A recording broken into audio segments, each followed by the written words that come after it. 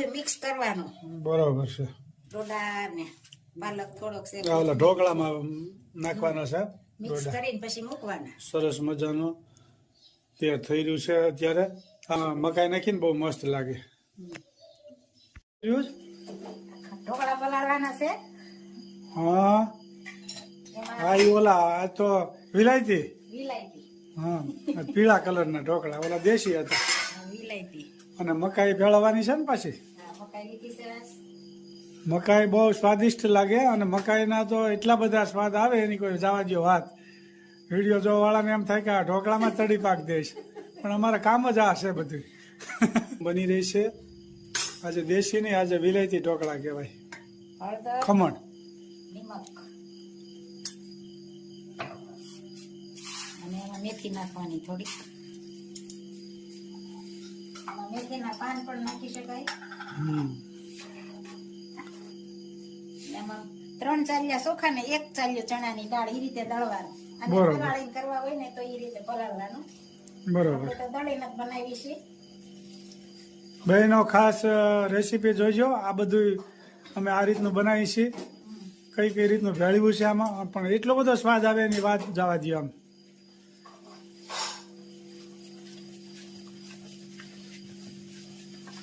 પીળા ઢોકળા બનશે મસ્ત મજાના અને આપણે સરસ મજાનો હાથો આવી જાય.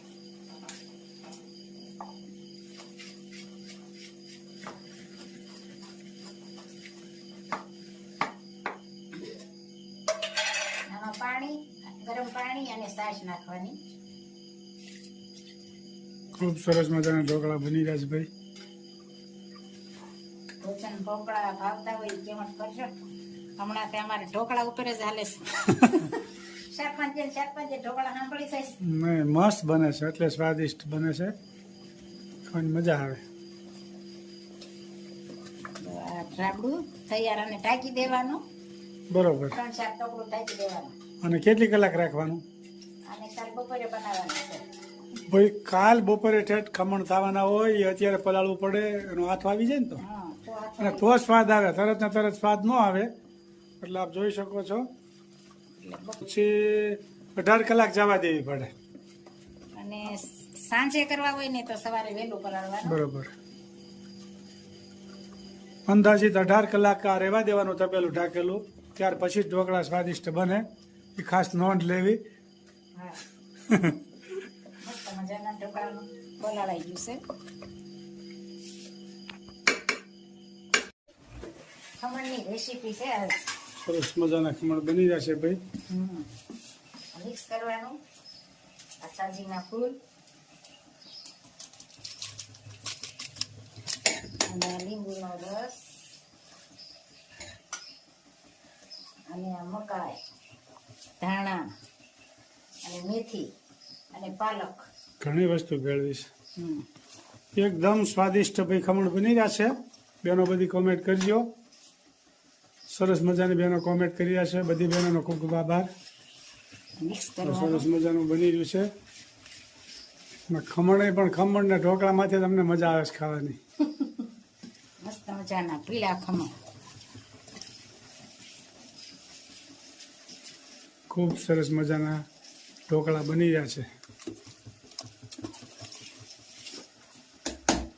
થઈ ગયું. આમાં પાણી મૂક્યું છે. આમાં તેલ લગાવી મૂકવાના.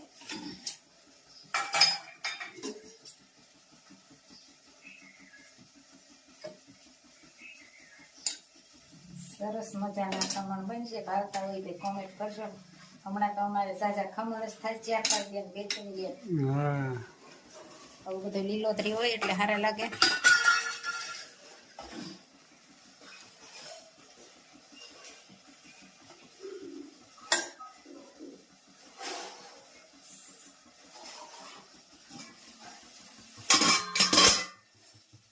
સરસ મજાની ડીશ મુકાઈ ગઈ છે.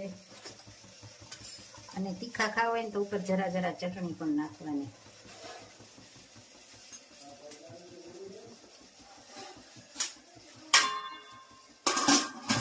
સરસ મજાના ખમણ હવે થોડી જ વારમાં તૈયાર થઈ જાય. મસ્ત મજાના ખમણ અને રગડો પણ તૈયાર. ખૂબ સરસ મજાના ખમણ બની રહ્યા છે.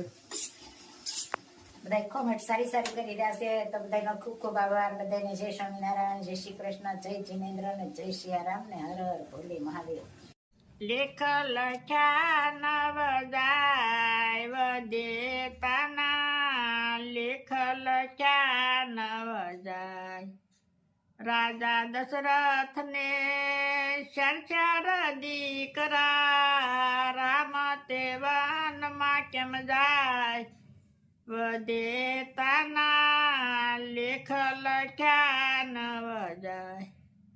માતા કુંતા ને પાંચ દીકરા, દ્રૌપદી કેમ લૂંટાય દેતાના, લેખ લખ્યા નવ જાય.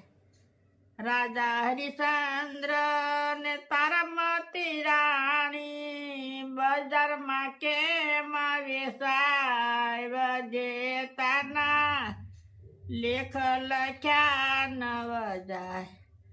આંધળામાં બાપની સેવા રે કરતા, શ્રવણ કેમ વિંધાય દેતાના, લેખ લખ્યા નવ જાય. મૂર્છદ રાજા હતા સતવાદી, કરવતે કેમ વેરાય દેતાના, લેખ લખ્યા નવ જાય. નળ રાજા ને દમયંતી રાણી, દમયંતી વિયોગ કેમ થાય દેતાના, લેખ લખ્યા નવ જાય. જલારામ બાપા ને મીરબાઈ માતા, સાધુ બેડા કેમ જાય દેતાના, લેખ લખ્યા નવ જાય. નરસિંહ મહેતાના સ્વામી સમળ્યા, જેલમાં કેમ પુરાય દેતાના, લેખ લખ્યા નવ જાય.